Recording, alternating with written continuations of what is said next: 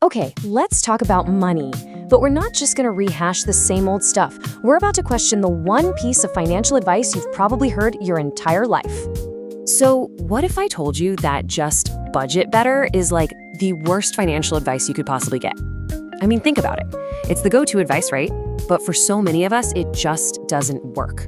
It just leads to feeling frustrated, like you failed somehow. So, before we can even start talking about a new way forward, a new financial strategy, we've got to break down why the old one is so broken. Let's kick things off with what I'm calling the budget better myth. You know the drill. We hear it from parents, from experts, from everyone. The key to getting rich is cutting back. You're told to skip that daily coffee, cancel your streaming services, pack a sad little lunch every day. And what that does, without us even realizing it, is it frames your entire financial life as a game of restriction, of sacrifice. Okay, but hold on. If this advice is so common, why isn't everyone wealthy, right? Let's really dig into why budgeting, all by itself, is actually a pretty flawed strategy. Think about it like this. Budgeting puts your finances purely on defense. It's all about preventing loss, stopping the bleeding. But you can't win a championship. You can't even win a single game just by playing defense. At some point, you've got to go on offense. You've got to score some points. And it's not just about the numbers on a spreadsheet. The psychological drain of tracking every single penny, man, it's huge. It leads to what's called decision fatigue. You're so tired of making tiny money choices that you can't think straight. And it creates this constant feeling of scarcity, like there's never enough. And that is an absolutely exhausting way to live. So really, this whole defense-only strategy fails for three big reasons. First, like we just said, it traps you in a scarcity mindset.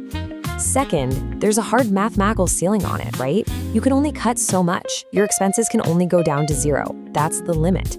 And third, it eats up so much of your valuable mental energy for what are honestly pretty small returns. Okay, so if playing defense is a losing game, what's the winning strategy? It's time to completely shift our focus. It's time to go on offense. This is the difference right here. The old mindset, the budgeting mindset, is all about cutting expenses just to survive, just to save a little. But the new mindset, the growth mindset, it's all about increasing your income so you can actually thrive. It's a massive, powerful shift from a mentality of scarcity to one of abundance, from defense to offense. And this right here, this is why that shift is so powerful. Look, you could spend hours and hours every week tracking your spending, agonizing over lattes, just to maybe save $50 a month. Or you could spend those exact same hours learning a new skill that could earn you an extra $500 a month or more.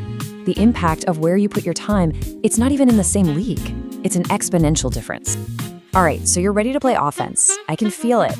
But what does that actually look like in practice? Let's break down some concrete, actionable strategies for real, meaningful financial growth. Here it is, your new 3-step playbook. It's super simple. Step 1, automate your savings. Just set it and forget it. This puts your defense on autopilot so you don't have to think about it. Step 2, focus your real energy on increasing your income. This is your offense. We're talking about negotiating a raise, learning a high-value skill, building a side project, whatever it is for you. And then step 3, invest that new income into assets, things that generate even more wealth for you while you sleep. Okay, let's bring this all home. This isn't just a new set of tips and tricks. This is a completely different way to think about your entire financial life. Because listen, the goal here isn't just to save money. That's thinking way too small. The real goal, the big goal, is to use money as a tool to build a bigger, richer, more expansive life. So, I'm gonna leave you with a question to chew on. What if you took just 1 hour this week, just one, and spent it not on cutting, but on growth? What skill could you start to learn? What project could you finally begin? The answer to that question, well, it could literally change everything.